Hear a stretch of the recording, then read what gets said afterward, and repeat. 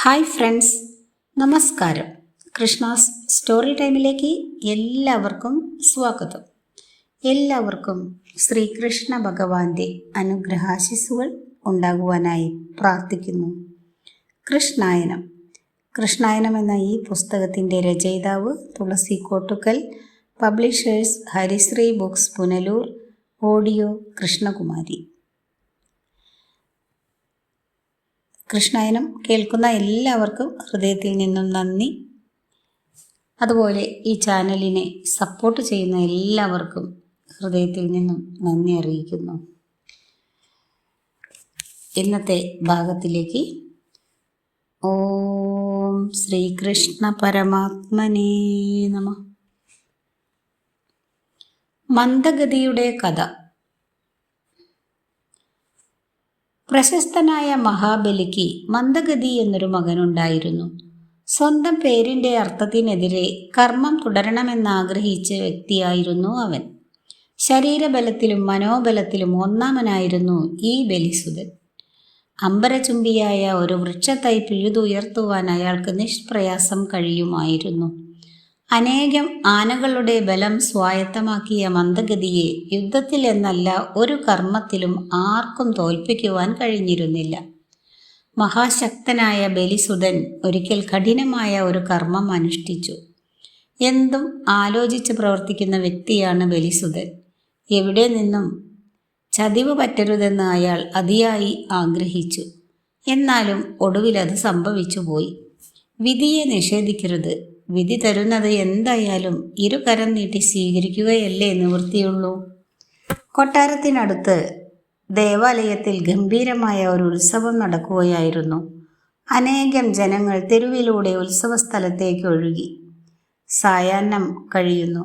അനേക വർണ്ണത്തിലുള്ള വസ്ത്രങ്ങൾ ചാർത്തി തെരുവിലൂടെ നടന്നു നീങ്ങുന്ന ജനങ്ങൾക്കിടയിലൂടെ ഇരുകരവും വീശി ഒന്ന് നടന്നാൽ എങ്ങനെയിരിക്കും? മന്ദഗതിയുടെ മനസ്സിൽ ഇങ്ങനെ ഒരു ചിന്ത നുരഞ്ഞുയർന്നു. അനന്തര കാര്യങ്ങളെക്കുറിച്ച് മന്ദഗതി ഒന്നും ചിന്തിച്ചില്ല. പെട്ടെന്ന് കൊട്ടാരത്തിൽ നിന്നും പുറത്തിറങ്ങി തെരുവിലെത്തി. വീതിയുടെ മധ്യത്തിലൂടെ കരങ്ങൾ വീശി നടന്നു. ഇരുമ്പുദണ്ടു പോലുള്ള അവൻ്റെ കരങ്ങൾ തട്ടി അനേകം ജനങ്ങൾ നിലത്തു പതിച്ചു. പലരും കാലടികളിൽ ഞെരിഞ്ഞമർന്നു. പിഞ്ചുകുട്ടികൾ ഉദരം പൊട്ടി പിടഞ്ഞു മരിച്ചു. ഈന്തക്കാട്ടിൽ ഗജരാജൻ വിഹരിച്ചതുപോലെ തെരുവിൽ മന്ദഗതി വിലസി നടന്നു. ജനങ്ങൾ ഭയന്നൊഴിഞ്ഞു. ആ തിരക്കിൽ വൃദ്ധനും ശ്രേഷ്ഠനും ഉഗ്ര തപശക്തനുമായ ത്രിതൻ എന്ന മഹർഷിയും ഉണ്ടായിരുന്നു. മന്ദഗതിയുടെ കരം തട്ടി ത്രിതൻ താഴെ പതിച്ചു. തിരക്കിൽ തെന്നിമാറുന്ന ജനം വൃദ്ധനെ ചവിട്ടിക്കടന്നുപോയി. മഹർഷിയുടെ മനസ്സിൽ കോപം എരിഞ്ഞുയർന്നു. അദ്ദേഹം എഴുന്നേറ്റ് അലറിപ്പറഞ്ഞു, എടോ മന്ദഗതി, രംഗയാത്രയിൽ മതോന്മത്തനായ ആനയെപ്പോലെ സഞ്ചരിക്കുന്ന നീ ആനയായി ഭവിക്കട്ടെ. മുനിയുടെ വാക്കുകൾ ഇടിശബ്ദം പോലെ വീണു ചിതറി. ജനം തരിച്ചു നിന്നു. എവിടെയും നിശബ്ദത കളിയാടി. തേജസ് നശിച്ച് ബലം പോയി. മന്ദഗതിയായ ബലിസുതൻ മഹർഷിയെ നമസ്കരിച്ചു. മന്ദഗതി സ്തുതിച്ചുകൊണ്ട് പറഞ്ഞു, മഹർഷേ, പ്രായത്തിൻ്റെ ചാബല്യം കൊണ്ട് വന്നുപോയ പിഴയാണ്. തെറ്റു ചെയ്തതിന് ശിക്ഷയായി ഞാൻ അങ്ങയുടെ ശാപം ഏറ്റുകൊള്ളാം. ദുഷ്ടത നശിക്കണമെങ്കിൽ കഠിനമായ വേദന തന്നെ വേണം. എന്നാൽ കരുണാമയനായ അങ്ങ് എന്നെ ഗജത്വത്തിൽ നിന്നും രക്ഷിക്കണം. അങ്ങ് പറയുന്ന കാലം വരെ ശിക്ഷ അനുഭവിക്കാൻ ഞാൻ തയ്യാറാണ്. മേലിൽ അങ്ങയെപ്പോലുള്ള സജ്ജനങ്ങളെ അവഹേളിക്കുവാൻ ഇടവരാത്തവണ്ണം എന്നെ അനുഗ്രഹിച്ചാലും. തെറ്റിന് ശിക്ഷ സ്വീകരിക്കാമെന്ന് പറഞ്ഞതുകൊണ്ട് ത്രിതന് മന്ദഗതിയോട് അനുകമ്പ തോന്നി.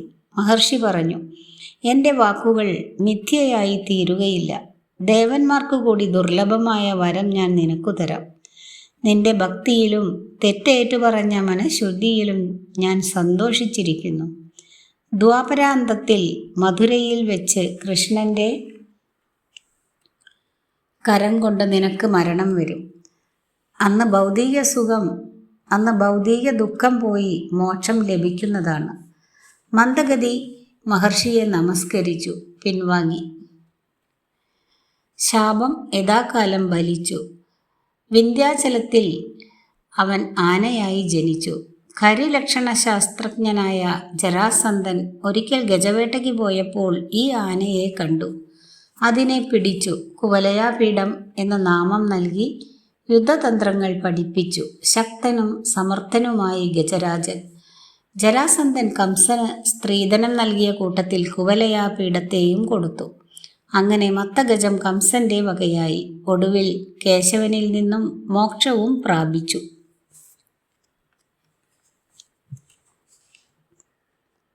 അടുത്ത ഭാഗം മല്ലന്മാരുടെ പൂർവജന്മം. കൃഷ്ണന്റെ കൈകളാൽ മുക്തി നേടിയ മധുരയിലെ മല്ലന്മാരുടെ കഥയാണ് പിന്നീട് ഗർഗാചാര്യൻ പറഞ്ഞത്.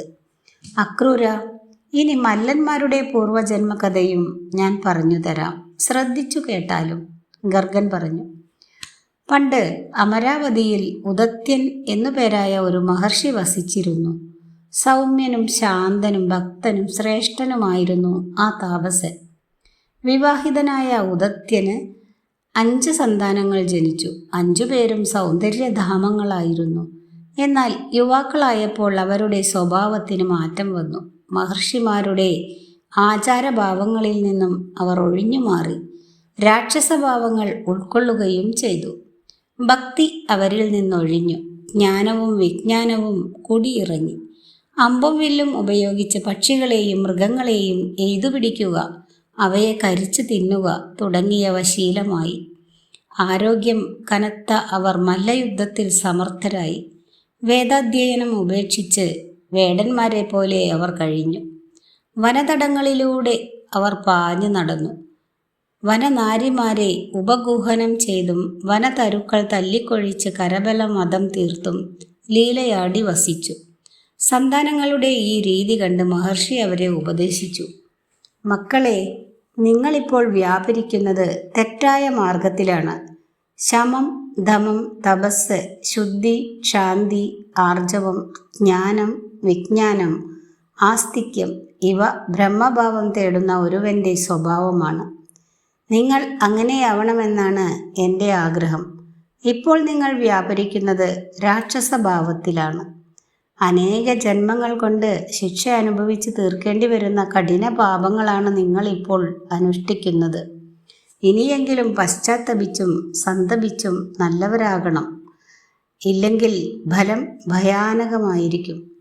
പിതാവിൻ്റെ വാക്കുകൾ അവർ ശ്രദ്ധിച്ചില്ല. കടന്നു വന്ന വഴി തന്നെ പിന്നെയും തുടർന്നു. ഏറെ കഴിയും മുമ്പ് ഋഷീശ്വരൻ അവരെ ശപിച്ചു. പിതാവിൻ്റെ വാക്കു മാനിക്കാതെ ഉദ്ധതഭാവത്തിൽ വർത്തിച്ചതുകൊണ്ട് നിങ്ങൾ രാക്ഷസ സ്വഭാവികളാവട്ടെ, മല്ലന്മാരായി ഭവിക്കട്ടെ. ദുർജന സംസർഗം കൊണ്ട് അസുരത്വം പ്രാപിച്ച് നശിക്കട്ടെ. ശാപത്തിൻ്റെ ശക്തിയിൽ അവരുടെ കണ്ണുകൾ തുറന്നു. യാഥാർത്ഥ്യം തിരിച്ചറിഞ്ഞു. ശിക്ഷയുടെ കാഠിന്യം ഓർത്ത് അവർ പിതാവിൻ്റെ പാദങ്ങളിൽ നമസ്കരിച്ച് മാപ്പിരന്നു. വ്യഥയാണല്ലോ ഏത് മനുഷ്യൻ്റെയും നിജസ്ഥിതിയെ ബോധ്യപ്പെടുത്തുന്നത്. ഉദത്യൻ മക്കളുടെ കാതരഭാവത്തിൽ മനസ്സലിഞ്ഞ് അവർക്ക് ശാപമോക്ഷം നൽകി. മക്കളെ, പിതാവിൻ്റെ വാക്ക് തെറ്റാവുകയില്ല. നിങ്ങൾ മല്ലന്മാരായി ദ്വാപരയുഗത്തിൽ മധുരയിൽ കംസന്റെ കൊട്ടാരത്തിൽ വസിച്ച് ഖ്യാതി നേടും. അക്കാലത്ത് ഗോപാലരൂപനായി ഗോലോകപതി കംസനെ വധിക്കുവാൻ അവതരിക്കും. കേശവൻ്റെയും ജ്യേഷ്ഠനായ ബലരാമൻ്റെയും സഹായത്താൽ നിങ്ങൾ മോക്ഷം നേടും. ആ വാക്കുകൾ ഫലിച്ചു. അവർ 5 പേരും മല്ലന്മാരായി കംസപുരിയിൽ പ്രശസ്തരായി. ചാണൂരൻ, മുഷ്ടികൻ, ശലൻ, തോശലകൻ, കൂടൻ എന്നിവരാണവർ. ശ്രീകൃഷ്ണ സ്പർശനത്താലും ബലരാമകരങ്ങളാലും മല്ലന്മാർ മോക്ഷം പ്രാപിച്ചു. അടുത്ത ഭാഗം അപൂർവരാഗം. കേശവന്റെ ലീലകളെക്കുറിച്ച് ഹസ്തിനാപുരത്തിൽ വെച്ചു തന്നെ കുന്തിക്ക് ധാരാളം അറിയാമായിരുന്നു. സഞ്ചാരികൾ മാധവനെക്കുറിച്ചുള്ള വാർത്തകൾ നിരന്തരം ഹസ്തിനാപുരത്തിൽ എത്തിച്ചുകൊണ്ടിരുന്നു. അവരുടെ വാക്കുകളിൽ ജനിക്കുന്ന കൃഷ്ണൻ നിമിഷം കൊണ്ട് രാക്ഷസന്മാരെ കൊല്ലുന്ന അത് ഭൂതബാലനാണ്. പാണ്ഡവർ ആ കഥകൾ എത്രമാത്രം ജാഗ്രതയോടെയാണെന്നോ ശ്രദ്ധിച്ചിരുന്നത്, പ്രത്യേകിച്ചും ഭീമൻ. എല്ലാ കാര്യത്തിലും കേശവൻ വ്യത്യസ്തനാണെന്ന് സഞ്ചാരികൾ പറഞ്ഞു. നിറമാണെങ്കിൽ നീല ലയിച്ച കറുപ്പ്, മുടിയിൽ എപ്പോഴും ഒരു മയിൽപ്പീലി തിരുകി വയ്ക്കും, ധരിക്കുന്നത് മഞ്ഞപ്പട്ട്, ആ കണ്ണുകൾ ആരെയും ആകർഷിക്കുന്നത് തന്നെ. പുരികക്കൊടിയുടെ ചടുലതയും അധരങ്ങളുടെ അരുണിമയും കാണുന്നവരിൽ അനവദ്യ രസമുണർത്തുന്നു. സഞ്ചാരികളുടെ വാക്കുകളിൽ നിന്നും ബാലഗോപാലൻ്റെ കുസൃതിത്തരങ്ങളറിഞ്ഞ് കുന്തി സന്തോഷിച്ചിട്ടുണ്ട്. യശോദയുടെ അരികിൽ മാധവൻ കാട്ടുന്ന വികടത്തങ്ങൾ ഓർത്ത് ഊറി ഊറി ചിരിക്കുകയും ചെയ്തിട്ടുണ്ട്. കാളിയമർദ്ദനത്തിൻ്റെയും ഗോവർദ്ധനോദ്ധാരണത്തിൻ്റെയും കഥകൾ ഭയന്ന മനസ്സോടെയാണ് കുന്തി കേട്ടത്. കുന്തിയിലെ മാതൃത്വം പിടയ്ക്കുകയായിരുന്നു അപ്പോൾ. കേശവനെ കാണണമെന്നുള്ള ആഗ്രഹം ഓരോ നിമിഷവും ഓമനിച്ച് വളർത്തുകയായിരുന്നു കുന്തി. ആ സമയത്താണ് മാധവന്റെ ഉപനയനത്തിന് കുട്ടികളെയും കൂട്ടി എത്തണമെന്ന് വസുദേവർ അറിയിച്ചത്. ആഗ്രഹം തരമായ ആനന്ദത്തോടെ പൃഥയും പുത്രന്മാരും മധുരയ്ക്ക് തിരിച്ചു. മധുരയിൽ അരങ്ങേറിയ സംഭവങ്ങൾ പുരവാസികൾക്ക് അത്ര വേഗം മറവിയുടെ ശ്മശാനത്തിൽ ഇരിക്കാവുന്നതല്ലല്ലോ. എങ്കിലും അവർ വേഗം പലതും മറന്നു. മധുര അനുനിമിഷം പഴയ കാലത്തിലേക്ക് വരികയായിരുന്നു. സാമർഥ്യമുള്ള സേനകളിലും ആയുധബലത്തിലും അക്കാലത്ത് ഹസ്തിനാപുരവും മഗധയുമാണ് ഗംഗാസമതലത്തിൽ ശോഭിക്കുന്ന 2 രാജ്യങ്ങൾ. മഗധയും ഹസ്തിനാപുരവും മമതയിലാണ് കഴിഞ്ഞു വന്നിരുന്നത്. വസുദേവരുടെ ഭവനത്തിൽ വെച്ചാണ് കുന്തി മാധവനെ കണ്ടത്. ആ സമാഗമം അപൂർവ രാഗത്തിൻ്റെ ആഴം തെളിക്കുന്നത് തന്നെ. ഒറ്റ നോട്ടത്തിൽ കണ്ണനെ കുന്തി തിരിച്ചറിഞ്ഞു. അറിവിൻ്റെ നിറവല്ലേ ആ ഗോകുലേശ്വരൻ. അറിയേണ്ടവർ ആ ജ്ഞാനത്തെ അർത്ഥമായി ഉൾക്കൊള്ളുന്നു. അറിവില്ലാത്തവർക്കോ പൊരുൾ തിരിയാത്ത ലിപി മാത്രമാണ് കൃഷ്ണൻ. കുന്തി മാധവനെ അരികിൽ ചേർത്തു ആലിംഗനം ചെയ്തു. ശിരസിൽ തെരുതെരെ ചുംബിച്ചു. രാഗത്തിൻ്റെ അപൂർവ നിമിഷം മനസ്സിൽ നിറച്ചുകൊണ്ട് ആ മാതാവ് പറഞ്ഞു, നീ വലിയ കുസൃതിയാണെന്ന് കേട്ടു. നിന്റെ എല്ലാ കർമ്മങ്ങളും ഞാൻ അറിഞ്ഞിരിക്കുന്നു. നിന്റെ പ്രവർത്തനങ്ങൾ പ്രശസ്തങ്ങളാണ്. ഗോവർദ്ധനം ഉയർത്തി ദേവപ്രഭുവിൻ്റെ ദർപ്പം കളയാനും കാളിയനെ ചവിട്ടി താഴ്ത്തി അവൻ്റെ ഉള്ളിൽ കുമിഞ്ഞു നിന്ന മതാന്ധകാരം മാറ്റാനും നിനക്ക് കഴിഞ്ഞല്ലോ. കേശവ മകനെ, നീ ഞങ്ങളുടെ മുഴുവൻ രക്ഷകനാണ്. മാധവൻ കുന്തിയുടെ മുഖത്ത് നോക്കി പുഞ്ചിരിച്ചു. അവരുടെ ഹൃദയം അമൃതുപോലെ തണുത്തു. അത്താണി പോലും ഇല്ലാതെ മനസ്സിൽ തങ്ങിക്കിടന്ന ഒരു ഭാരം ഊർന്നിറങ്ങും പോലെ കുന്തിക്ക് തോന്നി. വിശാലമായ കടപ്പുറത്ത് പൗർണമിയിൽ നിൽക്കുന്ന ഒരു വ്യക്തിയുടെ ഹൃദയാഹ്ലാദം കുന്തിയിൽ പടർന്നു കയറി. കൃഷ്ണൻ യുധിഷ്ഠിരാദികളോടൊത്ത് വിളയാടുവാൻ പോയത് കുന്തി അറിഞ്ഞില്ല. ദേവകി വന്ന് വിളിച്ചപ്പോഴാണ് പൃഥ മനോരാജ്യത്തിൽ നിന്നും മോചിതയായത്. കൊട്ടാരത്തിലെ പ്രമദവനത്തിൽ അവർ ഒന്നിച്ചിരുന്നു. നിശബ്ദത അവിടെ നിറഞ്ഞു നിന്നു. അനുഭവങ്ങളുടെ ഉമിച്ചൂളയിൽ ഉരുകിത്തെളിഞ്ഞ ആത്മാവുകളുടെ ഉടമകളാണല്ലോ അവർ. ഇരുവർക്കും പറയുവാൻ കഥനത്തിൻ്റെ എന്തെല്ലാം കഥകൾ. വേദനയുടെ എത്രയെത്ര നിമിഷങ്ങളാണ് ഓർക്കുവാനുള്ളത്. തിന്നു തീർത്ത ദുഃഖമല എത്ര കനത്തതാണെന്ന് അവർ പോലും അറിയുന്നില്ല. ആരോടും പറയുവാൻ കഴിയാതെ പങ്കുവെക്കുവാനാവാതെ എല്ലാം മനസ്സിൻ്റെ കോണിലൊതുക്കി വിഷാദത്തിൻ്റെ അഗ്നിപർവ്വതമായി ജീവിച്ചു. ഇന്നും ജീവിക്കുന്നു. ഇവർ വേദനകൾ കൈമാറി ജീവിതത്തിലെ അവരുടെ മാത്രമായ കറുത്ത നിമിഷങ്ങളെ ഒന്നുകൂടെയായി വിറക്കി പരസ്പരം ആശ്വസിപ്പിച്ചു. അവർക്കറിയാം ആശ്വസിക്കുവാൻ ഇനിയും തങ്ങൾക്കാവില്ലെന്ന്.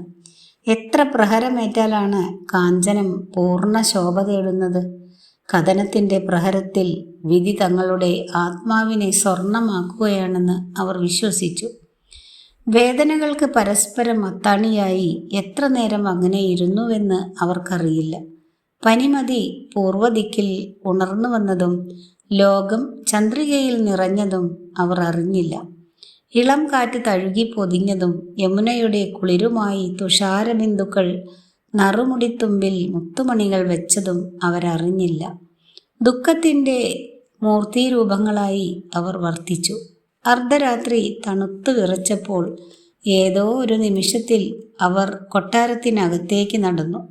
അപ്പോഴും യന്ത്രത്താൽ ചലിക്കുന്ന 2 പെൺപാവകൾ മാത്രമായിരുന്നു അവർ. കുന്തിയുടെ സീമന്തപുത്രൻ യുധിഷ്ഠിരൻ ഘനഗംഭീരനാണ്. ആ മുഖത്ത് തെളിയുന്നത് സാത്വികരസമാണ്. ആത്മാരാമനായി വർത്തിക്കുവാൻ ഏറെ പ്രിയമായിരുന്നു യുധിഷ്ഠിരന്.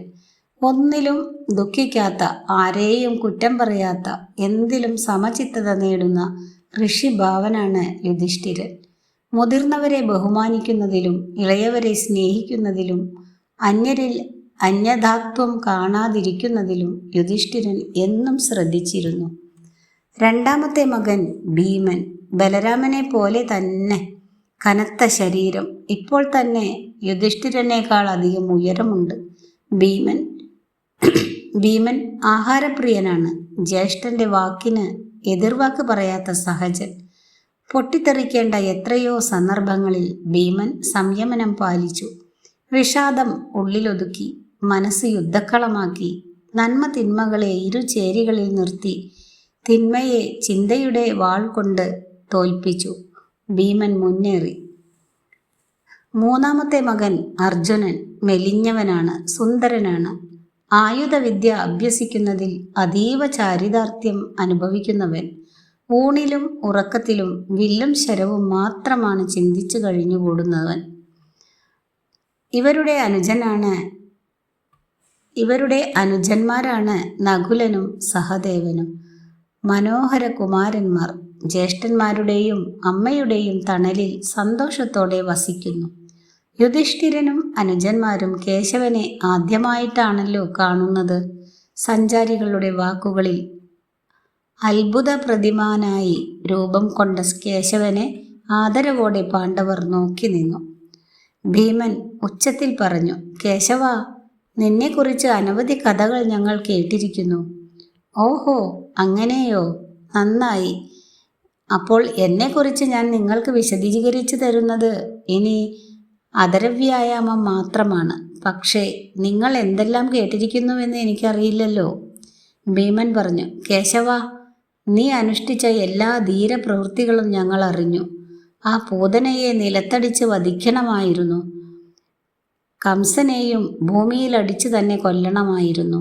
മാധവ, ഇന്ദ്രപൂജ മുടക്കിയതും കാളിയൻ്റെ ദർപ്പമടക്കിയതും നന്നായി. ഇതൊന്നും ദർശിക്കുവാൻ കഴിഞ്ഞില്ലല്ലോ എന്ന വേദന മാത്രമേ ഞങ്ങൾക്കുള്ളൂ. വൃന്ദാവനത്തിലേക്ക് വരുവാൻ ഞങ്ങൾ ഏറെ കൊതിച്ചെന്നോ, പക്ഷേ വരുവാൻ കഴിഞ്ഞില്ല. യുധിഷ്ഠിരൻ പറഞ്ഞു, കൃഷ്ണ, ഇവൻ ഇങ്ങനെയാണ്. പരാക്രമികളെ കണ്ടാൽ മനസ്സ് പങ്കുവയ്ക്കും. ഹസ്തിനപുരത്തിൽ ഇവൻ്റെ ജോലി എന്താണെന്നോ, നിന്റെ കഥകൾ പറഞ്ഞ് നടക്കുക. നീ യുദ്ധം ചെയ്യുന്ന രീതി അനുകരിക്കുക. ഓരോ ദുഷ്ടന്മാരെ ഇങ്ങനെ കൊല്ലണമെന്ന് പറഞ്ഞ് വൃക്ഷങ്ങൾ പിഴുത് നിലത്തടിക്കുക. നിന്നെ കാണുക എന്നത് ഇവന് അധമ്യമായ അഭിലാഷമായിരുന്നു. ഇടയ്ക്ക് കയറി വായുസുതൻ പറഞ്ഞു, മാധവ, നന്നേ ചെറിയ ഈ പ്രായത്തിൽ ഇതെല്ലാം നീ ചെയ്തല്ലോ. നിന്നോട് എനിക്ക് അസൂയയുണ്ട്. എൻ്റെ ഇപ്പോഴത്തെ ഏറ്റവും വലിയ ദുഃഖം ആ ദുശ്ശാസനോടും ദുര്യോധനനോടും ഇങ്ങനെ ചെയ്യുവാൻ കഴിയുന്നില്ലല്ലോ എന്നതാണ്. അവരെ സഹായിക്കുന്ന ആ സൂതപുത്രനായ കർണനുണ്ടല്ലോ, അവനെയും വധിക്കേണ്ടതാണ്. തന്ത്രശാലിയും ശക്തിധരനുമാണ് ആ അതിരഥസുതൻ. കേശവ, നീ ഇവിടെ ഉണ്ടായിരുന്നെങ്കിൽ ആ ദുഷ്ടന്മാർ ഇന്ന് മന്നിടത്തിൽ മിന്നുമായിരുന്നില്ല. മറിച്ച് കൗരവരുടെയും കർണൻ്റെയും അസ്ഥികളിൽ കുമിളകൾ പുറത്തു നിന്നേനെ. മാധവ, ആരെന്നോട് ശമം ഉപദേശിച്ചാലും എനിക്ക് അവരോട് അടങ്ങാത്ത രോഷം തന്നെയാണ്. ഇന്നല്ലെങ്കിൽ നാളെ ഞാൻ അവന്മാരോട് പക വീട്ടും. ആരു മറന്നാലും എല്ലാം നിത്യമോർക്കുന്നവനാണ് ഭീമൻ എന്നവർക്ക് ബോധ്യപ്പെടുത്തി കൊടുക്കും. യുധിഷ്ഠിരൻ പറഞ്ഞു, അനുജ, ഈ നല്ല സമയത്ത് കുടുംബവഴക്ക് പറഞ്ഞ് മാധവന്റെ ആനന്ദം നമ്മൾ നഷ്ടപ്പെടുത്തണോ? നീ മറ്റു വല്ലതും പറയൂ. പെട്ടെന്ന് ഭീമൻ പറഞ്ഞു, എനിക്ക് മറ്റെന്തു പറയുവാൻ? ദുര്യോധനനും ദുശാസനനും അനുഷ്ഠിക്കുന്ന ക്രൂരതകൾ കണ്ടിട്ടും ജ്യേഷ്ഠൻ ഉപദേശവും കൊണ്ട് ഒതുങ്ങിക്കഴിയുന്നു. മാധവ, കേൾക്കൂ, ദിവസങ്ങൾക്ക് മുമ്പ് നടന്ന ഒരു സംഭവമാണിത്. നകുലനെ ദുശാസനൻ ഗംഗാനദിയിൽ മുക്കി പിടിച്ചു കൊല്ലുവാൻ നോക്കി. ഗംഗയിൽ ഏകനായി പോകരുതെന്ന് നകുലനോടും സഹദേവനോടും പറഞ്ഞിട്ടുണ്ട്. പക്ഷെ അവർ കുട്ടികളല്ലേ. അതുകൊണ്ട് അവസരം കിട്ടിയപ്പോൾ വയസ്യരൊത്ത് നദിയിൽ വിളയാടുവാൻ പോയി. പുറകെ ക്രൂരനായ ആ ദുശാസനനും കൂടി. പതുങ്ങിയാണ് അവൻ പിന്നാലെ എത്തിയതെന്ന് പിന്നെ കുട്ടികൾ പറഞ്ഞു. മാദ്രേയരും കൂട്ടുകാരും ജലക്രീഡ നടത്തുന്ന സ്ഥലത്ത് ദുശാസനനും ഇറങ്ങി. കുട്ടികൾക്കുണ്ടോ വഞ്ചനയറിയുവാൻ കഴിയുന്നു? ദുശാസനെയും അവർ കളിയിൽ ചേർത്തു. അവർ പരസ്പരം ജലം തെറിപ്പിച്ച് കളിച്ചു. എന്നാൽ വൈരാഗ്യം മുഴുത്ത ദുശാസനൻ ഏതോ കൃത്രിമത്വം കാണിച്ചെന്ന് പറഞ്ഞ് നകുലനുമായി വഴക്കിട്ടു. നകുലനെ ജലത്തിൽ മുക്കിപ്പിടിച്ചു. അവൻ്റെ കരത്തിൽ നിന്നും കുതറുവാൻ സർവശക്തിയും പ്രയോഗിച്ചിട്ടും നകുലന് കഴിഞ്ഞില്ല. തക്ക സമയത്ത് തന്നെ ഞാൻ എത്തി. അല്ലെങ്കിൽ നകുലൻ്റെ പിണം പോലും കാണുമായിരുന്നില്ല. ആര് സഹിക്കും അവൻ്റെ കർമ്മങ്ങൾ? പ്രാണന് വേണ്ടി പിടയുന്ന നകുലൻ. അവൻ കരങ്ങൾ ഉയർത്തി വെള്ളത്തിൽ ഒതുക്കമില്ലാതെ അടിക്കുകയാണ്. മരണം നൃത്തം വയ്ക്കുന്നത് നകുലൻ കണ്ടു. എനിക്കത് സഹിച്ചില്ല. കുതിച്ചിറങ്ങിയ ഞാൻ ദുശാസനൻ്റെ മുതുക് നോക്കി പ്രഹരിച്ചു. അവൻ തീരെ പ്രതീക്ഷിച്ചില്ല. ഗംഗയിൽ അവൻ കമിഴ്ന്നു വീണു. ക്രൂരനായ ദുശാസനൻ്റെ കഴുത്തിൽ ഞാൻ ചവിട്ടി താഴ്ത്തി വെള്ളം കുടിപ്പിച്ചു. ഒടുവിൽ ഈ നകുലനാണ് എന്നെ പിന്തിരിപ്പിച്ചത്. ഇല്ലെങ്കിൽ ദുഷ്ടനായ അവൻ്റെ ശവശരീരം ഗംഗയുടെ അജ്ഞാത തീരത്തിൽ അടിഞ്ഞു കയറിയേനെ.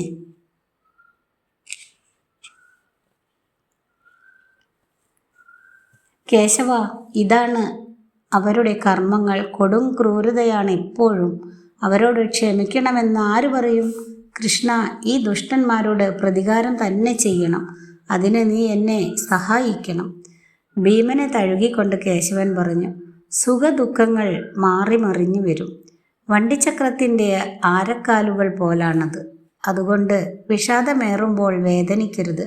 സുഖം വരുമ്പോൾ അഹങ്കരിക്കുകയും അരുത്. നിന്റെ മനസ്സ് എനിക്ക് മനസ്സിലാക്കുവാൻ കഴിയുന്നു ഭീമ. എല്ലാ കാക്ഷിതവും മനുജന് നിറവേറ്റുവാനാവുകയില്ല. എന്നാൽ സ്ഥിരചിത്തന് ലക്ഷ്യം നേടുവാൻ കഴിയും. കൃഷ്ണന്റെ വാക്കുകളുടെ പൊരുൾ ധരിച്ചുകൊണ്ട് യുധിഷ്ഠിരൻ പറഞ്ഞു. കേശവ, ഭീമന്റെ വാക്കുകൾ അമർഷിയുടേതാണ്. ഈ വിദ്വേഷം കളയണം. അതൊന്നിനും പരിഹാരമല്ല. പാണ്ഡവർക്ക് ഹസ്തിനാപുരത്തിൽ സുഖം തന്നെ. യുധിഷ്ഠിരൻ വിഷയം മാറ്റിക്കൊണ്ട് പറഞ്ഞു. കേശവ, ഗുരുകുലത്തിൽ നിന്റെ പഠനം തുടങ്ങുവാൻ ഇപ്പോൾ തന്നെ താമസിച്ചിരിക്കുന്നു. ഉപനയനം കഴിഞ്ഞാൽ വിദ്യാഭ്യാസം ആരംഭിച്ചുകൂടെ? ഇത് കേട്ട് മാധവൻ പറഞ്ഞു.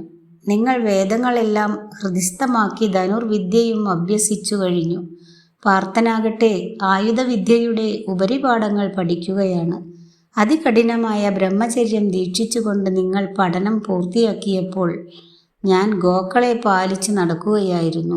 ഇനി പഠനം കഴിഞ്ഞ് തന്നെ മറ്റെന്തും. യുധിഷ്ഠിരൻ പറഞ്ഞു. ജനാർദ്ദന, നിനക്ക് ആയുധവിദ്യ അഭ്യസിക്കണമോ? നീ ഞങ്ങളുടെ രക്ഷകനല്ലേ? സകല വിദ്യകളിലും നീ നിഷ്ണാതനുമല്ലേ? യുധിഷ്ഠിരന്റെ വാക്കുകൾ കേട്ട് കേശവൻ പുഞ്ചിരിച്ചു നിന്നു. ബലരാമൻ ഭീമനോട് പറഞ്ഞു. ഭീമ, നിന്റെ ധൈര്യവും ചൊടിയും എനിക്ക് നന്നേ ഇഷ്ടപ്പെട്ടു. വരൂ, നമുക്ക് മല്ലയുദ്ധത്തെക്കുറിച്ച് സംസാരിക്കാം. കംസന്റെ ചാപപൂജാ സമയത്ത് മല്ലന്മാരെ വീഴ്ത്തിയത് എങ്ങനെയെന്നും കാണിച്ചു തരാം. ആനന്ദത്തോടെ ഭീമൻ ബലരാമന്റെ പിന്നാലെ കൂടി. കേശവൻ പാർത്ഥന്റെ വദനത്തിലേക്ക് നോക്കി. ഇതുവരെ നിശബ്ദനായിരുന്നു അർജുനൻ. എന്നാൽ ആ കണ്ണുകൾ വാചാലങ്ങളായിരുന്നു. അവിടെ ഉതിരുന്ന ലിപിയില്ലാത്ത വാക്കുകൾ വായിക്കുവാൻ കേശവന് കഴിഞ്ഞു. എന്താണ് ആ വൈഖരികൾ? അവ കാലത്തിനപ്പുറത്തേക്ക് പാഞ്ഞു പോയിരിക്കുന്നു.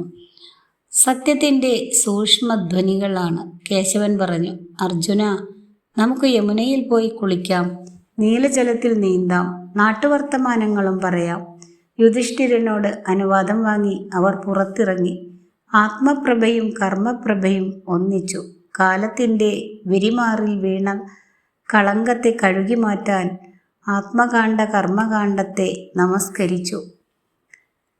കേശവനും പാർത്ഥനും യമുനയുടെ മണൽപ്പരപ്പിലേക്ക് നടന്നു. അവരുടെ ഇടയിൽ മൂകത കനത്തുനിന്നു. കാല് പുതയുന്ന പൂഴിയിൽ പാദച്ഛായ പതിയാതെ അവർ നടന്നു. യമുനയുടെ മേലേക്കരയിൽ കരിമ്പനകളും കള്ളിച്ചെടികളും വളർന്നു നിൽക്കുന്ന ഒരു സ്ഥലത്ത് അവർ ചെന്നിരുന്നു. വീണ്ടും കഠിനമായ ഏകാന്തത അവരെ പൊതിഞ്ഞു. പനയോലകളിൽ കാറ്റു തള്ളുന്ന നേർത്ത ശബ്ദം ഒഴിവാക്കിയാൽ ആദിമൂകത തന്നെ. മണൽ കൂനയായി കിടക്കുന്ന ഒരു ഭാഗത്ത് അവർ ഇരുന്നു. ബാഹ്യലോകത്തിൽ നിന്നും അവർ ഒറ്റപ്പെട്ടു. കൃഷ്ണനും അർജുനനും. ഒരാൾ അല്ലിയാണെങ്കിൽ അതിൻ്റെ ഇതളാണ് മറ്റേയാൾ. ഒരാൾ ജ്ഞാനമാണെങ്കിൽ മറ്റേയാൾ കർമ്മമാണ്. ഒരാൾ സ്വരമാണെങ്കിൽ മറ്റേയാൾ ഗാനമാണ്. ഒരാൾ ധ്വനിയാണെങ്കിൽ മറ്റേയാൾ ലിപിയാണ്. പ്രകൃതി മുഴുവൻ അവരിലേക്ക് ചുരുങ്ങി വന്നു. അർത്ഥം പദത്തിൽ ഒളിഞ്ഞിരിക്കുന്നത് പോലെ അവരിൽ ലക്ഷ്യം സ്ഥാപിതമായിരിക്കുന്നു. അർത്ഥമറിയാവുന്നവൻ യോഗ്യമായ സ്ഥലത്ത് പദം വയ്ക്കുന്നു. അതുപോലെ കൃഷ്ണൻ പദങ്ങൾ ധ്വനിരൂപത്തിൽ പ്രയോഗക്ഷമമാക്കുന്നു. അർജുനൻ കേശവന്റെ മുഖത്തേക്ക് നോക്കി. അവരന്നാദ്യം കാണുകയാണെങ്കിൽ പോലും യുഗങ്ങൾക്കപ്പുറത്തു നിന്ന് ഒന്നിച്ചു വന്ന പരിചയം ജനിക്കുന്നത് പോലെയായിരുന്നു പെരുമാറ്റം. അർജുനൻ വളരെ പതുക്കെയാണ് പറഞ്ഞത്, കേശവ, ഹസ്തിനപുരത്തെ ജീവിതം ദുസ്സഹമാണ്. എന്നെയും ജ്യേഷ്ഠനായ ഭീമനെയും കൗരവർക്ക് കണ്ണിൽ കണ്ടുകൂടാ, പ്രത്യേകിച്ചും ദുര്യോധനനും ദുശ്ശാസനനും. യഥാർത്ഥത്തിൽ വല്യച്ഛൻ്റെ മരണശേഷം രാജ്യം ഭരിക്കേണ്ടത് ജ്യേഷ്ഠനാണ്. അത്ര വേഗം ഭരണം കൈവരുമെന്ന് എനിക്ക് വിശ്വാസമില്ല. അതിനു മുമ്പ് തന്നെ ഞങ്ങളെ കഠിനമായി കൗരവർ ഉപദ്രവിക്കും. കൊല്ലാനും അവർ മടിക്കുകയില്ല. അതിന് ഇപ്പോഴേ ബുദ്ധി കണ്ടുപിടിക്കണം. നമ്മൾ സമർത്ഥരാവുകയും വേണം. അതുകൊണ്ടാണ് ത്യാഗം ചെയ്ത് ഞാൻ ആയുധവിദ്യ പഠിച്ചതും പഠിക്കുന്നതും. ദ്രോണാചാര്യന് എന്നോട് പ്രിയം ഏറെയാണ്. ശബ്ദവേദ ബാണം വരെ ഞാൻ അഭ്യസിച്ചു. കേശവൻ പാർത്ഥനെ ആശ്വസിപ്പിച്ചു. പാണ്ഡവസുത, താങ്കൾ മാഴുകുകയോ? ധീരന് അല്ലലില്ല, ഭീരുവാണ് പതറുന്നത്. സ്ഥിരചിത്തൻ പ്രശ്നങ്ങൾ വരുമ്പോൾ കൂടുതൽ സന്തോഷിക്കും. സമചിത്തൻ പരിഭ്രമിക്കുകയില്ല. സാധാരണ ഭാഷയിൽ വേദന സുഖത്തിൻ്റെ പ്രാരംഭമാണ്. എന്നാൽ സുഖവും വേദനയാണെന്ന് അറിയുക. വികാരത്തിൽ സുഖം എന്ന ശബ്ദം പ്രഹേളികയാണ്. അങ്ങനെ ഒന്നില്ല. വേദന എന്ന ശബ്ദത്തിനും അർത്ഥം അതുതന്നെയാണ്. ഇതെല്ലാം ഒരു തരം വികാരം മാത്രമാണെന്നറിയുക. സുഖമില്ലാതായാൽ വേദനയും ഇല്ലാതാവും. അതുകൊണ്ട് കർമ്മകുശലനായ നിനക്ക് ഇനിമേൽ സുഖമുണ്ടാവരുത്. കർമ്മം പൂർത്തിയാവുമ്പോൾ ആഹ്ലാദം അരുത്. കുശലിയായ ഒരുവൻ കർമ്മനിരതനായിരിക്കുമ്പോൾ വേദന കാണുകയില്ല. കേശവന്റെ വാക്കുകൾ അർജുനനിൽ അത്ഭുതമുണർത്തി. അവർ വീണ്ടും സംസാരിച്ചു. ആത്മപ്രകാശപൂർണങ്ങളായ വാക്കുകളാൽ കർമ്മശക്തി ഉണർത്തുകയായിരുന്നു കേശവന്റെ ലക്ഷ്യം. സന്ധ്യ വീണു, മഞ്ഞിറങ്ങി, മണ്ണ് നനഞ്ഞു. സംഭാഷണത്തിൽ സ്വയം മറന്നിരിക്കുന്ന കൃഷ്ണനും അർജുനനും സമയം പോയതറിഞ്ഞില്ല. ഇന്നത്തെ വീഡിയോ ഇവിടെ അവസാനിപ്പിക്കുകയാണ്. അടുത്ത ഭാഗം അടുത്ത ദിവസം കേൾപ്പിക്കാം. വീഡിയോ ഇഷ്ടമായാൽ ലൈക്ക് ചെയ്യുക, share and subscribe. Thank you for watching.